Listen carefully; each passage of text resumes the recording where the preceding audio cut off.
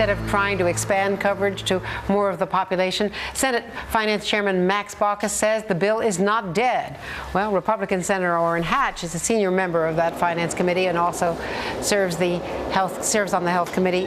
Thanks so much, Senator Hatch. Great to see you. How should the president proceed at this point? If he were to throw up some individual bills that were consumer-friendly, pre-existing condition, portability, would that have any Republican support? Well, I don't know of one Republican who doesn't think that we need to have health care reform. All of us think we do. And there are a lot of things that we could, I think, mutually agree on, Democrats and Republicans. But if you look at the past, the Health Committee bill, totally Democrat, didn't invite one Republican to participate. The Pelosi bill, the same. The Reid bill, the same. I did think that Senator Baucus tried with the Gang of Seven. I was in that Gang of Seven, but had to leave because I knew that I couldn't support the bill in the end, and I thought it was honorable to leave. And frankly, there hasn't been a real effort to try and work with Republicans. If they would, I think on a step-by-step basis, we probably could come up with a health care bill that would work. What if the Senate bill, if some miracle were to happen and Pelosi pulled together the support to have the Senate bill accepted? Well, I don't think she's going to be able to do that, and I don't blame liberal Democrats for not liking the Senate bill. It's a terrible bill, and there's all kinds of unconstitutional parts of it. There are other aspects of it that are really less than desirable. But if she did, that's one way they could get it through, is to just pass that awful dog, and we'd all have to live with it for a long time to come. But I don't think they're going to do that. I think it's more likely that they'll try to abuse the budgetary system on reconciliation, but that's a tough thing to do too. And if they do that, there will be all-out war. You know, cynics might say that where did the Republicans suddenly get this religion about paying for everything? Because the prescription drug bill wasn't paid for when that was proposed under President Bush. Well, in those days, a lot of things weren't paid for, and that wasn't right. I have to admit that. On the other hand, we were trying to solve a problem for millions and millions of Americans who were unable to get their drugs. So are the supporters of expanding health care coverage.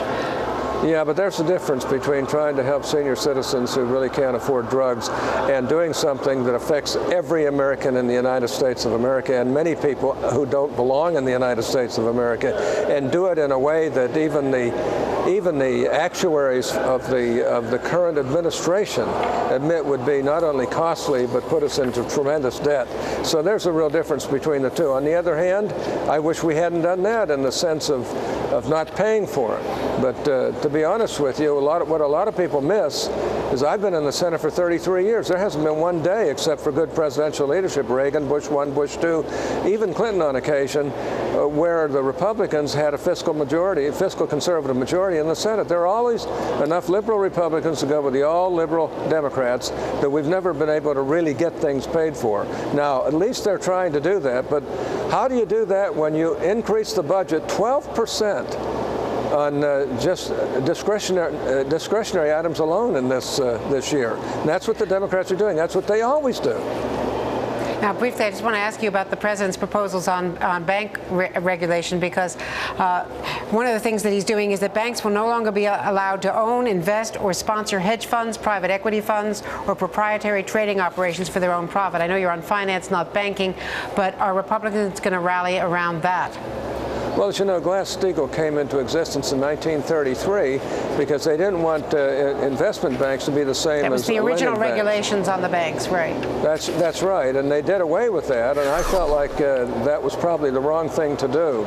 I think there is room to split those two types of banks apart and have them regulated in certain ways. But what the administration wants to do is add even more expenses, more taxes, more burdens to these banks, and I'm not for that. On the other hand, it is irritating to see some of the huge profits, some of the huge bonuses that are given on Wall Street today. But on the other hand, should we have the federal government file everything up by entering its ugly nose into the business and making it even tougher for our banks to be able to exist or subsist? So well, these are things we have to look at. You go ahead. I was just going to say the banks haven't done themselves any favors with those big bonuses. Thank you very much, Orrin Hatch. I agree with that.